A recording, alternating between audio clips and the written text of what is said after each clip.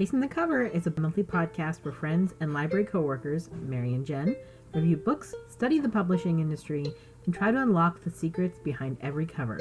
Can you judge a book by its cover? Join Mary and Jenn on the case to find out. Hello, and welcome to another episode of Casing the Cover. I am Jenn, and I'm here with my amazing co-host, Mary. Mary, say hello. Hello.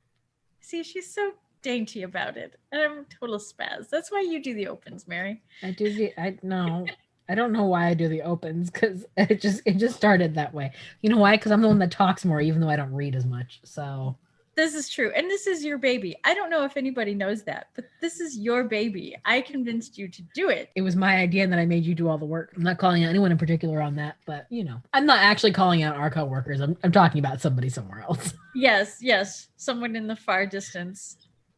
And we are talking about books from the far distance. See, I'm awesome at segues. Go, really. Good segue. Good segue. All right, so this is my segue. I read a book last year and thought I would never talk about it because I really didn't like it. But those are the best books to talk about. Weren't you here for my Chihuahua episode, Jenn? Yeah, but when I talk about this book, you'll see why I didn't want to talk about this book. But then I read another book. I actually read two more books that are by authors from Japan or of Japanese descent, and discovered that there's sort of a trend with the culture of Japanese literature, modern day. So I'm not talking about literature from like even 10, 20, whatever, 50 years ago. This is pretty much within the last, we'll say within the last decade. Because I think one of them was published. Yeah, this one was published in the last section of it was published in 2010. And then the other one was published. Oh, I lied. This one was originally published in 94. And I apparently got an updated version of it. So that does tell you that there's like some kind of crazy trend with the personification of concepts in the Japanese books. So far, what does that even mean? Okay, I'm going to get into that. But I'm telling you, it is the personification of concepts because the three books I have read have had to do with memory, connection, and time travel, kind of. Sort of. Okay. But in weird ways. So I'm going to start off with the one I hated, did not like it, and I just did a little bit of quick update myself research on it. And yeah, everyone hated this book.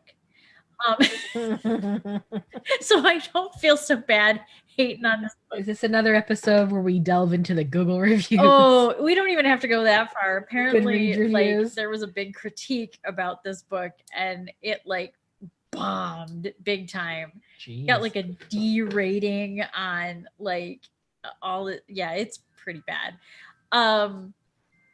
So 1Q84 was published initially in 3 books and then published all together as one book in 2010. I read the one book Monster and I totally skimmed to the end. I got about 2/3 of the way through this book and said, God, what am I doing? And skimmed through the rest, and it was painful all the way to the bitter end. And I still was confused in a bad way. I did not like this book. Was it published like actual books, or was it published? Because I know like in Japan, like manga and stuff is published. A lot of them are in like periodicals where they come out like monthly. No. That's how you get like your chapters. Was that how this was released, or was this like actual like novellas and then they just shoved them all This together? was 3 novels. And I'm telling you, these must have been novels because this was a drag to get through this book. And it was like thousands of pages. I'm like, what the heck am I reading? So it's not, you didn't read a book, you read a trilogy. Oh God, in one lump. And I didn't know what I was getting into. And it was all a big lie. And this book, I'm telling you, it did not make me happy at all. And the reason I picked up this book, see, it's all about the cover, really, truly. Mm-hmm. The reason I picked up this book is because it said 1Q84. And I immediately, my nerd brain latched on and said 1984. Right. It must be a dystopian spin, right? Or that it's some sort of like modern update of 1984 or some play on it. I mean, even the cover kind of looks like some versions of the 1984 cover. Yes. So they're trying to reel you in with this 1984 thing. I couldn't for the life of me find where they reference 1984, except for like one time in this one thing, and it happens to take place in 1984. That's it. The story takes place in 1984. The story itself takes place in 1984. Much like the book 1984. Yes, but it's not like a weird dystopian 1984. It's like Japan 1984. So was it, you think that it was named that specifically to make people think that it's a 1984 related piece of media? I mean, I don't think 1984 is like in the public domain or anything, is it? I don't know. I don't think it is. Maybe. Because it was published in like I want to say the 50s. Now you're going to make me look up when 1984 was published. I can look it up. Okay, you look up that while I keep talking about this awful book. Talk about the cover, Jen. Okay, so the cover, I'm going to assume, is the main character who his name is Aomame, which means snow pea or sweet pea in Japanese, and they make no like this is a point they're making, is that her name is peas, essentially.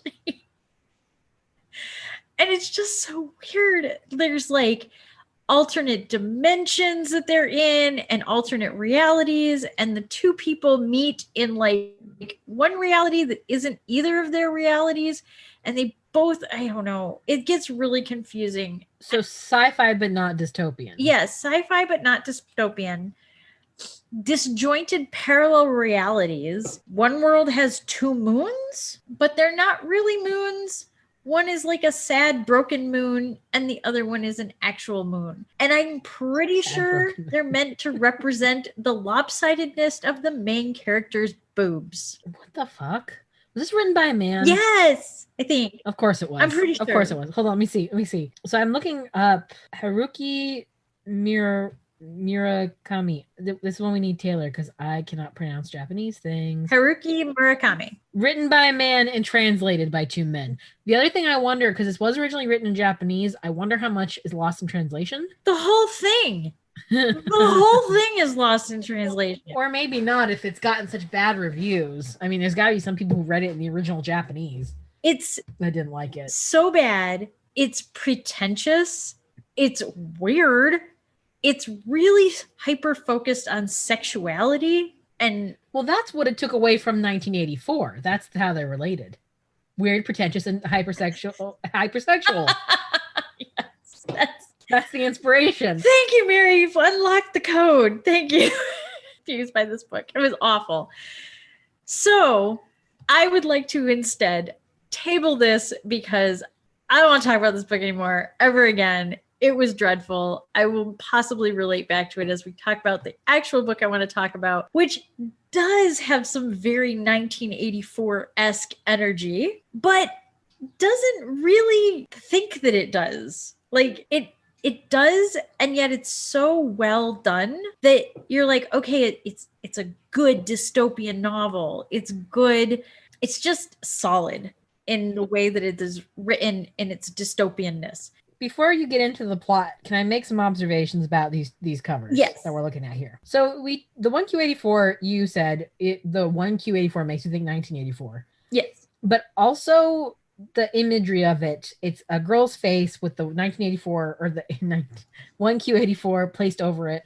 Looks very much like a version of 1984 because there are, I think the prevalent paperback copy is the one where it's the big 1984 and the eyeball in the middle of it, right? Yes. The Big Brother eyeball. So it kind of reminds me of that cover. That's the prevalent cover, at least at the moment, of 1984. And then because it goes with the one for Animal Farm, which is the exact same cover, but it's the pig. Yeah. But the Memory Police, which is the other one you brought up, it's the girl and it's like her photograph, but it's got the drawings on it. It almost looks like the cover for Diary of Anne Frank. Oh. I don't know if that has any kind of like if that means anything to you, but like if I looked at these two covers sitting next to each other on a shelf, 1Q84 would make me think, oh, it's dystopian, oh, it's 1984. And looking at this other one, I think, oh, this is a story about a girl going through hard times. It looks like the Anne Frank cover. That iconic one that's just a picture of her. The one I'm looking at, it says the Memory Police in that little badge. Yes.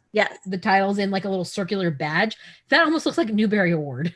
Oh, yeah, that was the other thing. I looked at the cover and I'm like, did this thing get an award? No. It's the title. It looks like a memoir that got a gold star on it. That's what this cover looks like. Yeah, and the Anne Frank thing, yes. Like big vibes on that. I will get into that. Because even though at the end of this book, I was completely and totally confused. I had no idea what was going on. I was like, wait, what just happened is at the end. What? And what does this have to do with that? And all of these things. And yet I enjoyed it. Like I enjoyed the story. I was pulled through it. I was concerned about the characters. And I think the cover does do it justice, as well as the original first edition cover, which is a kind of a bird, but it's on black and white. And the bird is kind of a white silhouette with these two flowers behind it. Okay, I see that one. That's the original cover. And both of these really do speak to the story and also confuse.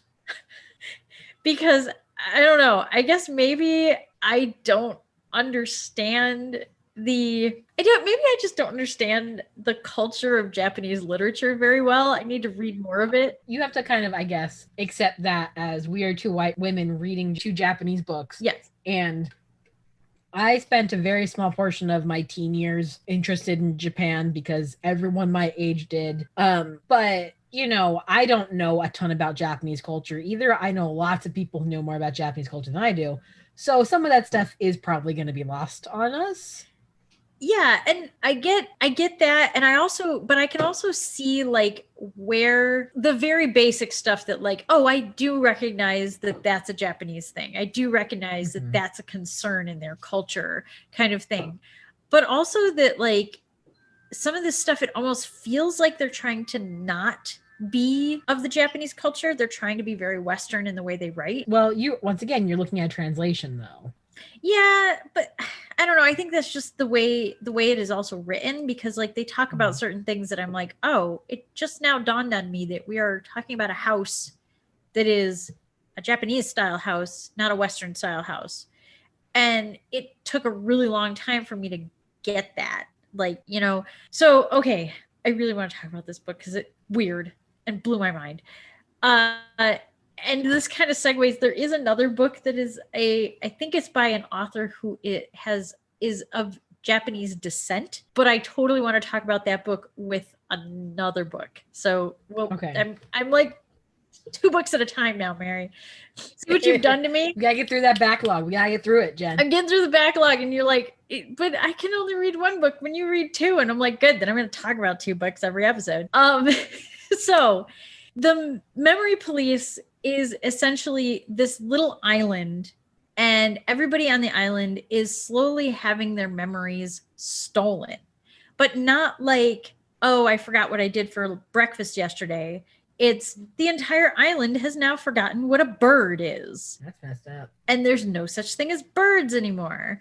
And then, of course, the entire island forgets what flowers are. And it's not just that they forget what they are, but then the Memory Police part comes in when if there's any of these things remaining, they have to be destroyed. So like there's this beautiful imagery of like the entire river that leads out to the sea being full of flower petals because they've cut and pulled up and uprooted every flower on the island, and they're just like flushing them out to sea. And that's a memory that's erased? That's a memory that's erased. Well, I would erase a memory too. It seems like a useless memory. Well, no, like flowers are erased.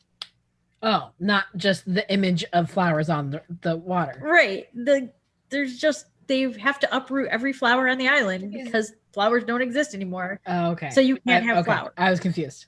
So is this some sort of like we need to get rid of the stuff that we don't need kind of a thing? I thought so until like, I don't want to spoil this book. Okay, we spoil every book. Who am I kidding? Okay, Spoil the book. So do it. 3 2, 1. Here's your spoiler alert. Turn it off now, read the book, come back later. Okay. I thought it was just about getting rid of things that were like beautiful and not useful and like 1984, right? Like, or like The Giver. This is very Giver. Yes. Like The Giver, like 1984. These are things you do not need. You do not need art. You do not need love. You do not need these things. Focus. And until their body parts start disappearing. The fuck? That's where I went, the fuck. Also, things like, okay, so stuff starts to get weird because, again, and this is where it ties into a book I'm going to talk about on another episode. I won't mention it or anything yet, but this is deeply rooted in the novelist is a novelist is the main character in the novel. So it's Secret Window-esque. It's, stranger than fiction. She's writing a novel about a woman who loses her voice and can only use typewriter to talk to people. And then her typewriter gets broken and like this whole thing happens. And it's very bizarre. I don't know what her novel has to do with this novel, but somehow they're connected. And they make it very clear throughout the novel that there's a connection here. Can you find it? And I'm like, no, I'm too stupid for this. I'm sorry. This is a little too high-handed for my brain, which that's pretty good because usually I'm like, I get it. That's a weird concept, but I get it. This one kind of blew my brain a little. Happily blew my brain. So she is writing this novel. She is a novelist, and then novels disappear. So she has no purpose. So she starts being a typist for a spice business or something, typing up all their letters and typing up everything. So she becomes a typist after she's written a novel about a typist who loses her voice and can only use a typewriter. Like self-fulfilling prophecy thing or what? Yeah, it's very weird. I don't know. Like I said, it's too high. It's too far above me. Anybody who gets this concept, please comment. Please let us know because I'm too dumb for this. I feel like when people write in genres in the States, right? You fit into bubble in the States. Yeah. Whereas I feel like in Japan, like even things like a shoujo or like that kind of thing can go haywire. Yes. Like they're much more free about mixing genre than we are. Well, and like I said, what I've discovered is it's about concepts. So the concept of memory is kind of personified. The concept of voice and I can't think of the word right now. Forgive me. Anyway, those concepts are personified. And so like the concept of having your own voice is now a voice and you become only the voice. And then the concept of your body becomes like the body of all things. And what is a bird? And what is the concept of a bird? And if we get rid of this concept, we must also get rid of the bird. And so, flowers are beauty and life. And so now when we get rid of all those things, we've gotten rid of that. The Dyer Van Frank part of this does kind of come in two ways. Again, because the stories are nested into each other. The novel that she was writing, the main character in that novel ends up being kind of kidnapped and put in a clock tower to kind of slowly disappear and die. It's a confusing book. It is a very confusing book, but I really enjoyed it. Well written, but confusing. Well written, but confusing. The character who is the main character who is the novelist. Have I lost you yet? Because I'm trying. There's a main character who's a novelist. In her book, she wrote about a typist who's trapped in a clock tower. Yes. Okay. I'm there. I'm fine. So rolling it back, the novelist who can't be a novelist anymore. Also, her editor is someone who cannot lose their memories. So like while the rest of the world, if you tell them there's no such thing as a bird anymore, they're like, okay, there's no such thing as a bird anymore. I don't know what that means. What bird? What bird? I don't know what you're talking about. Everybody else is cool with this. This dude remembers this stuff. So she and this... He's the giver. So she she with the help of this man who used to be a ferry boat driver, but there's no ferry boat anymore. So he has nothing to do either. So they build a like hidden room in her house and keep this editor guy in there. So like he's Anne Frank. Yes. This is such a weird amalgamation of stories. It is, but it's really fascinating. And it was very much about the imagery of this book. So the part where like on the cover where it looks like she's slowly just becoming a drawing, because at one point photographs disappear. So instead there's only these drawings, these vague drawings of people instead of actual photographs. Which is on the cover. Yes. Which is her photograph is half drawn. Yes. And so she starts becoming, like I said, as she is forgotten. So like their legs, everybody in the whole island, their legs are forgotten, like their left leg and then their right arm and then like their ears and everything else. And again, giant spoiler, at the very end, she is nothing more than a voice, which is the opposite of this character that she wrote about who loses her voice in the beginning and becomes nothing more than a corpse. Like, I get it, but also I don't. Right? Like it makes sense, like when you say this is a thing that happened. My question is why? So I think it goes back to things or concepts as things, because again, this editor remembers everything. So they start finding things that are supposed to have been forgotten, and he remembers what they are, and he tries to tell the old man and this girl what they are. And obviously they don't remember, but he decides he's going to keep all this stuff in this tiny little hidden space between the walls of her house. Eventually he tells her, just stay here with me and I will remember you, which is a little bit creepy, but also like kind of sweet and kind of like, we all die, we all fade away to nothing. And yet, Is that what it is? It's all like a metaphor for death? I feel like it's all a metaphor for death and loss and those kinds of things. Of like, somebody is going to remember you. I understand why people write that kind of stuff, right? I just don't like it. I don't like stories that are metaphors, because I like stories that have a plot and character and like things happen and they can be fantastical, but like, it's like the same reason I don't like poetry. If I have to infer the meaning from it, why am I reading it? Well, okay. If I have to do all the work, why am I participating in this? So I will say that throughout the reading of this book, it didn't go freaking sideways and get weird until... No, the part where their legs disappeared, not weird at all. That's where it got weird. But that was late in the game. I was already in. I was already hooked and done, and I wanted to know what was happening to this girl and happened to the old man and what happened to her dog, and I wanted to know what was happening to everybody.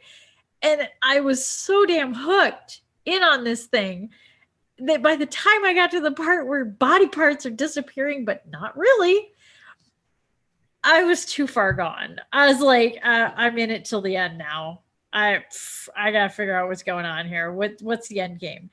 And that's the thing. The end game is she's this nothing in his little weird hidden room. And you just have to assume that because he remembers all this stuff, doesn't disappear. And he will come out of his creepy little room and then he'll be the giver, and then he'll give it to the keeper. Is that what is keeper? I don't remember. I don't know. It's been a long time since I've read The Giver. This book sounds like The Giver. It sounds like the people who established the society in The Giver. I guess. It sounds like it's like a prequel to The Giver. Maybe. Yes. I'm pretty sure there is actually a prequel to The Giver that I never read. I don't know. So I looked this book up, Memory Please. I looked it up on Wikipedia to get the images or whatever. And this is very telling of it. So it says, it takes place on an island with a setting reminiscent of that in 1984, which is what you mentioned. Yep. The novel, dreamlike in tone, is influenced by modernist writer Franz Kafka. Yes. And I think that explains it. Oh, yes. Which is to say there is none. There is no explanation. It's just surrealism. Surrealism. It's super surreal and very conceptual. And Maybe that's it. Maybe like the energy of novels in Japan right now or within the past couple decades is that's what they've latched onto. I mean, I feel like it's probably indicative of like a genre. I mean, it doesn't sound like it's horror necessarily, but I've read like mangas, and because that's all I ever read is mangas. I'd never read actual like Japanese novels, but I've seen similar elements of that in a lot of different either anime or manga that kind of like, especially in horror in Japan is very surrealist. Like, have you ever heard of Uzumaki? Have you ever heard of that? I have, but not. It's about this town. I read this in high school, so forgive me if I forget all of it. It's about this little town in Japan, and all this weird stuff starts happening. Like, they start seeing spirals and everything. And like, I think at one point, like the babies are like eating their way out of their pregnant mothers. And like there's these snails like growing inside of people, and this like 12 arc book ends with everyone in the town twisting themselves into a giant spiral of people, and that's just how it ends. Yeah, so it is very much that, in the sense of everyone disappears, but sort of, but not really. And at what point do you not care if things are disappearing because the memory police can't come get you anyway, because clearly they're disappearing too. Yeah, what's the point of that, dudes? Right? And so, yes, Japanese surreal conceptual ideas as objects sort of thing is definitely a genre all on its own.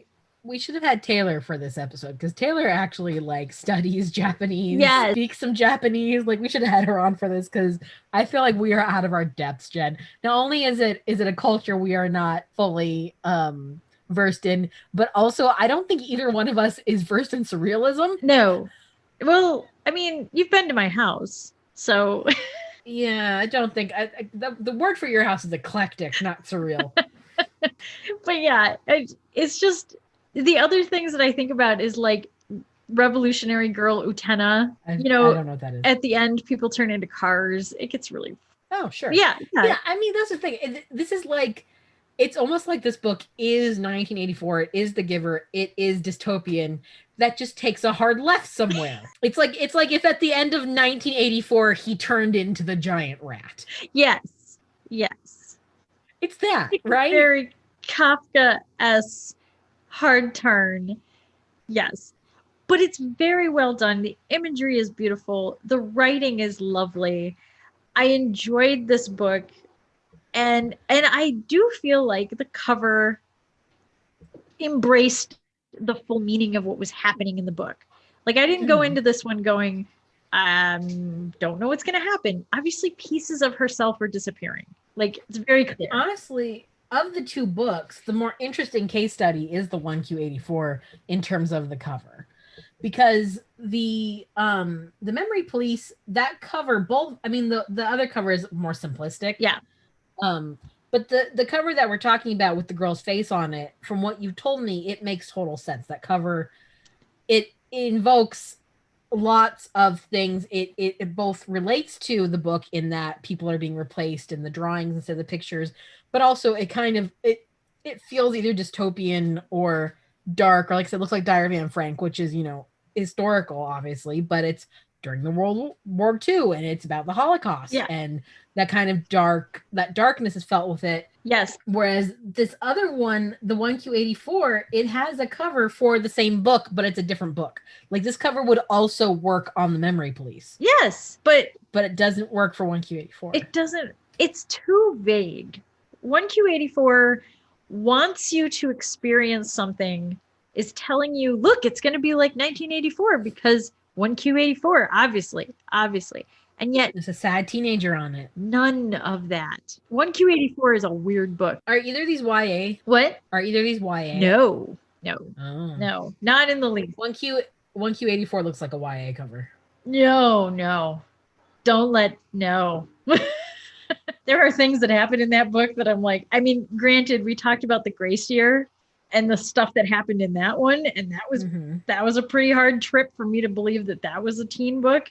But like this one, and I am not a prude, I'm not a prude, No. Like, to me, there's a certain level that you stop at when you say that, like, oh, this is for teenagers. And then you go off the rails. YA has a lot of shit in it. Yeah, I'm learning that. Like YA, I mean, the difference of like romance between YA and like adult romance is that YA just uses less explicit language. Like the same shit happens in YA. They just tend to, go to the next page a little sooner. Yeah.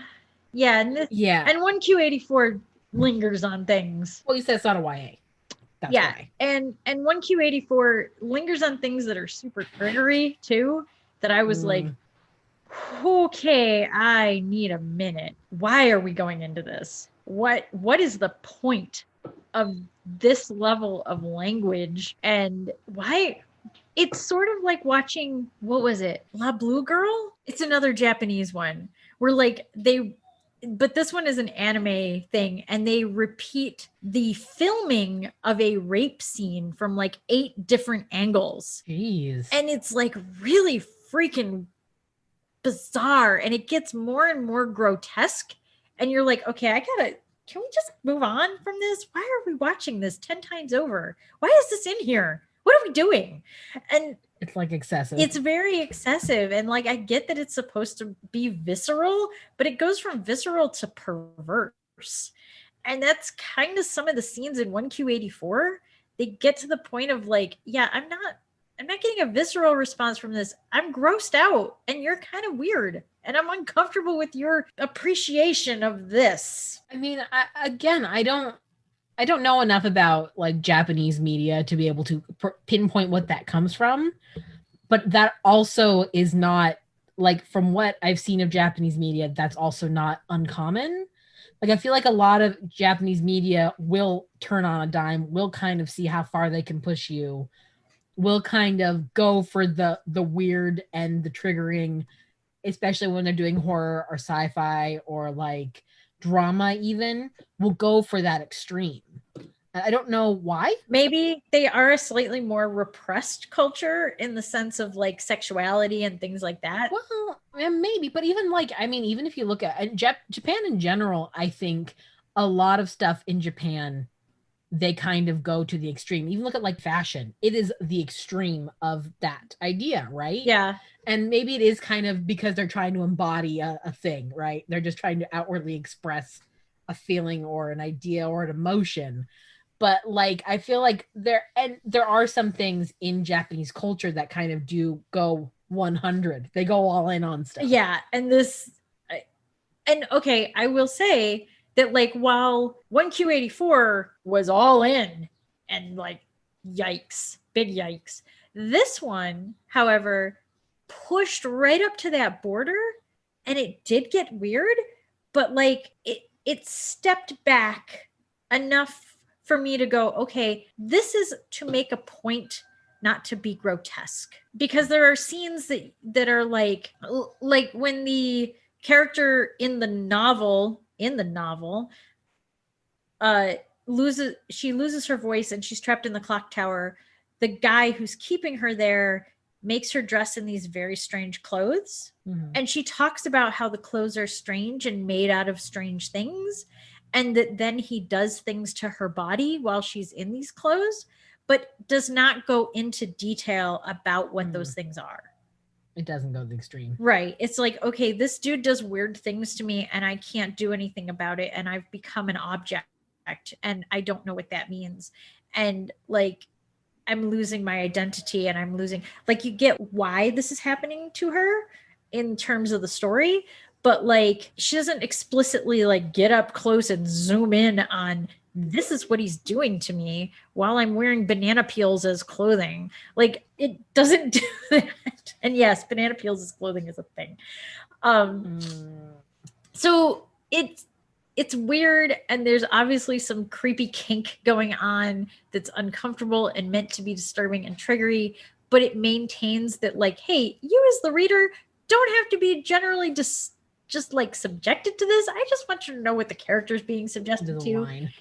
and I'll let you fill in the blanks on your own. Yeah. it's sort of the difference between a slasher flick and like, you know, where they show you that they're like in the murder mysteries, in like an Agatha Christie murder mystery, you know, there's a body on the floor, but there's no blood and guts. Mm-hmm. Whereas in a slasher flick, you see the blood and guts and there's not much left of the body, you know? Right. So it's that difference, which I don't know, maybe it is the difference between a male author and a female author, but I'm not sure. That there's like more sensitivity to it, that they wouldn't push it there and be that graphic about it. Then again, it kind of sounds like the author of your first book is maybe just kind of a creep if the moons are reflective of her boobs. Yeah, there's some weird stuff about the moon. And like there's 2 moons and her boobs are lopsided. She talks a lot about how her boobs are lopsided. Oh God, it's that men writing women thing. Yeah. Have you seen those meme threads? Yes. And apparently it has no cultural boundaries. Men do better, damn it, do better. It's just a thing that you know, and like, you know, here's the thing is, okay, this is our tangent, we're at the end of this episode. I personally, right, thinking of like female characters, there are things that a female character is going to comment on her own body, right? Yeah. Because there are things that women notice about themselves. But, you know, if a woman in a book is talking about her boobs, she's not necessarily going to be like, oh, my boobs are lopsided. She's going to be like, oh, my God, my back fucking hurts. Why are there boobs on my chest? They are in my way. This bra sucks. It's also that I have to write about a woman. How do I differentiate? Well, I'll just write it like it's a man, but I'll make sure I mention that it has boobs, which makes it a woman. But then they write it just like a man, but she has boobs. Yeah. Yeah. And yes, it apparently does not have cultural borders. That I'm not surprised. Men are okay. And I'll repeat, men do better, or else Mary and I are going to write something that is like women describing men the way men describing women. And it's going to be horrific. I mean, women do that too. They're called romance novels. Because I'm pretty sure the way that women write about men in romance novels is not how men will write about themselves. Because I'm pretty sure men would describe men like they describe women. Unless you're reading, was it Journey to the Center of the Earth? Might have been Journey to the Center of the Earth. But there is some description about the 2 male characters and the way they talk about each other that is super duper like erotic for its time. Interesting. Yeah, definitely. I think don't quote me on that. I will look it up again. It's a classic novel. Are you sure it's not Dorian Gray? Because I'm pretty sure Dorian Gray has some undertones. Well, yeah, but Dorian Gray's undertones are pretty much overtones. Well, yeah, because it's Dorian Gray is named Jenn. Oscar Wilde was totally like obsessed with some guy, and I don't remember who. Yeah, it's Wilde. And he didn't write Journey to the Center of the Earth, did he? No, I don't think. No. Vern wrote that. Ah. Did you just snicker? No, no, I'm pretty sure that was my chair squeaking. This chair is very squeaky, and my legs hurt, so I'm very uncomfortable. Your chair had a commentary about Vern. Oh my God. Talk about repressed cultures. See, maybe that's what we should do. We should reread the classics and compare them to the repressed cultures of today. Let's see if maybe the weird shit comes out. I don't know. Like, I don't think Japan is really a repressed. I mean, yes and no. I mean, they're a culture that's very traditional. Yes. In a lot of ways.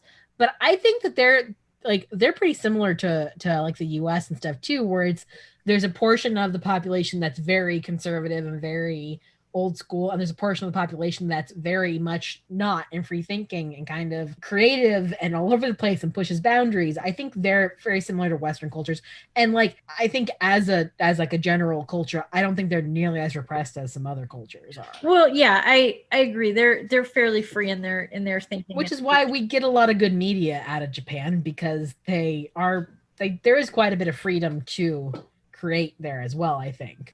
But I think that there is a disconnect between so it is acceptable to be weird and do your art and fly your freak flag in artistic expression and creativity and things of that nature, as long as your lifestyle isn't affected by it.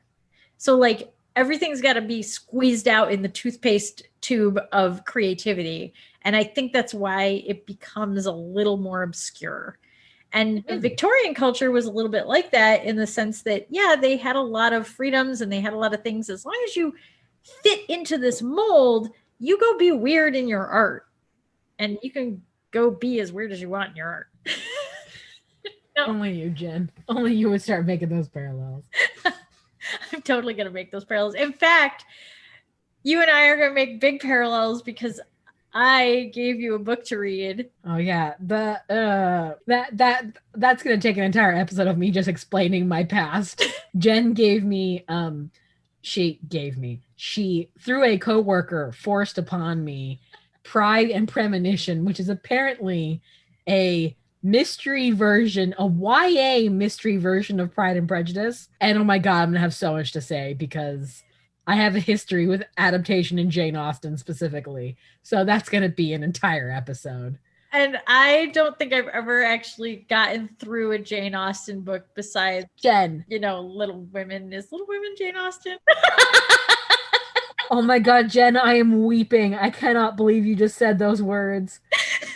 I thought you were intelligent, Jen. I am. I just don't read a lot of Little Women is oh my God, I cannot brain today. See? Not just me. Alcott, yeah. Losing my Alcott.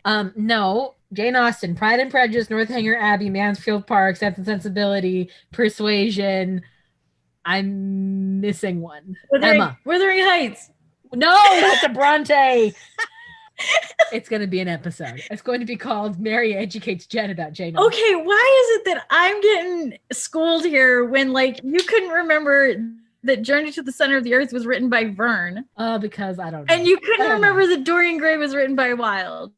But you can remember all those things, which is because I have a bad memory and you have had more time on this earth, Jen, to read. Doesn't that mean my memory is worse? I have a bad memory.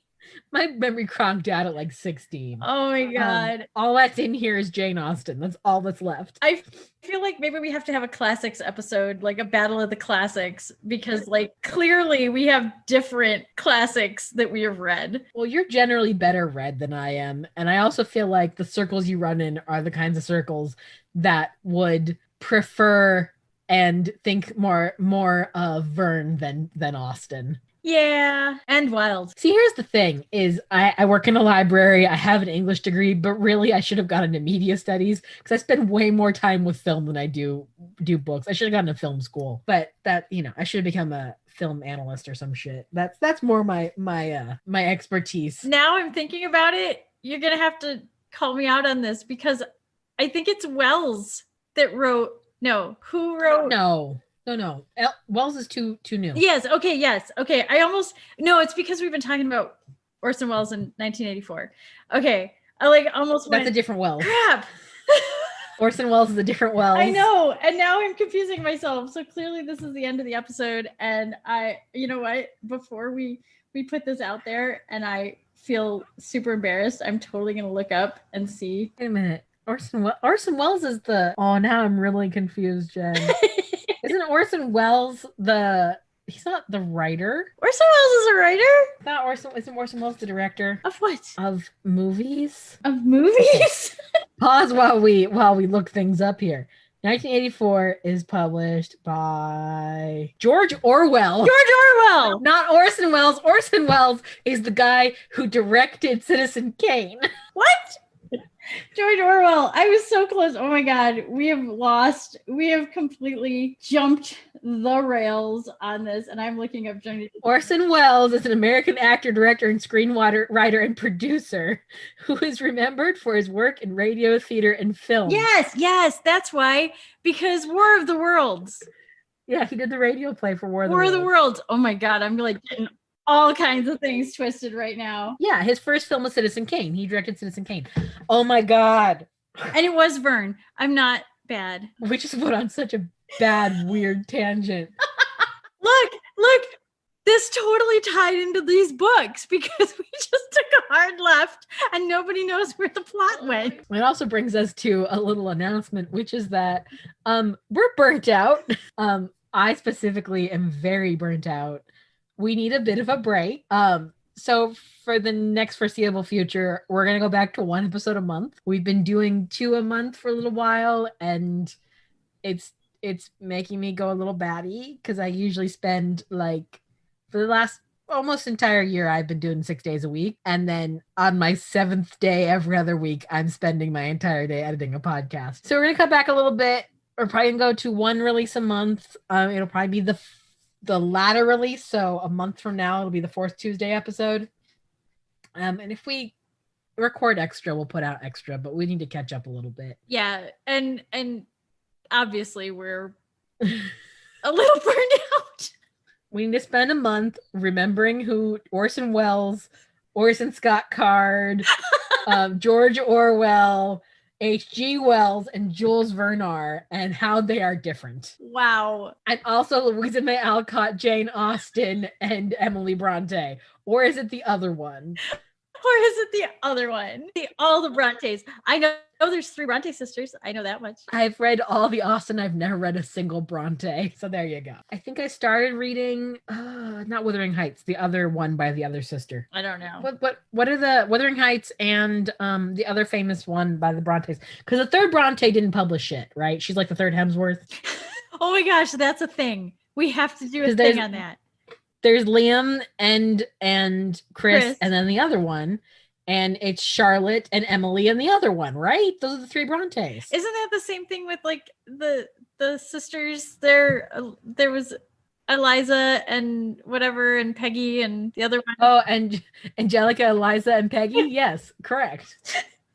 Just like Hamilton. Just like Hamilton. Oh my gosh, we have gone so far off the rails. They're not going to miss us. They're not going to miss us, Mary. They're going to be like, yeah, I can only take you guys once a month. Bronte sisters. Charlotte. Oh my God, there's 4 Brontes. Oh, poor 4th Bronte.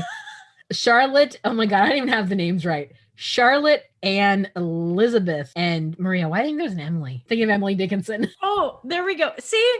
This is, oh wow, this is gonna turn into a drinking game real fast. Okay, so this is Emily Bronte. How many fucking Brontes are there? Okay, Emily Bronte wrote Wuthering Heights. See, I'm not dumb. Why is she not on the list of Brontes? I don't know. Charlotte Bronte wrote the other one. She wrote Jane Eyre. I think I started reading Jane Eyre and I thought it was boring, and so I stopped reading it. I did not read Wuthering Heights. Oh, Mary, we need some help. We need a month to recover from this episode. Anne Bronte is the other Hemsworth. Yeah, we should probably call it a day. We heard. I don't even know why I'm so burnt out today. I don't know why my brain is doing this bad thing. Hey, I approve of your brain doing this bad thing because it made this episode just so much more fun. Let's cut all this out. We'll go. These 2 book covers are different and just end there. We'll release this as our second for next month. As like, here, you guys want to know why we needed a break? Yeah. This is also why you cannot take our opinions on Japanese media any kind of serious, because we can't even fucking figure out which Bronte sister is which. So you should not take our opinion seriously whatsoever. We know nothing. Oh my God. And George Orwell and Orson Welles. Yeah, that was bad. That was funny. I knew what it was doing. We both should have known better. We really should have. All right. The confusing one is H.G. Wells and Orson Welles, because H.G. Wells wrote the book. The Time Machine. He wrote War of the Worlds. Oh, yes, I did know that. H.G. Wells wrote War of the Worlds, and then Orson Welles did the radio play that made people think that the world was ending. Yes. And so it's very confusing because they have the same last name, but there's no relation, even though they did the same media. Really? There's your you didn't know that? Maybe somewhere in the Rolodex of my brain, but I will confess, I didn't know. And I think there's a musical version of War of the Worlds. There's also a Tom Cruise movie. Yeah, we don't talk about that. But we could go listen to Lindsay Ellis' video about it. Are you saying that we could do an entire episode where we plumb the wells of this? Oh, God. Maybe as revenge for making me read bad Pride and Prejudice fanfic, I'll make you read some H.G. Wells fanfic. Oh, I'm sure there's some bad adaptation of something he's done. There's probably a lot of bad adaptations of lots of things he's done, because I believe, like Jane Austen, H.G. Wells is in the public domain. Yeah, probably. Oh my gosh. All right, Mary, we gotta wrap this because you've got to go and I've got to go. I know, we've spent the last 20 minutes of this just babbling. So I think people like our babbling, Mary. They're gonna miss us. We should just make that the podcast. It's just us babbling about nonsense. Fuck reading. We'll just babble. All right. Well, then, until the next time, Jen. Until next time, Mary. Bye. Bye. Thank you so much for cracking another case with Mary and Jen. To learn more about Casing the Cover, follow us on Facebook and Twitter at Casing the Cover. To contact us or suggest a book, email casingthecoverpod@gmail.com. New episodes of Casing the Cover release this fourth Tuesday on YouTube, Apple Podcasts, Spotify, and Stitcher.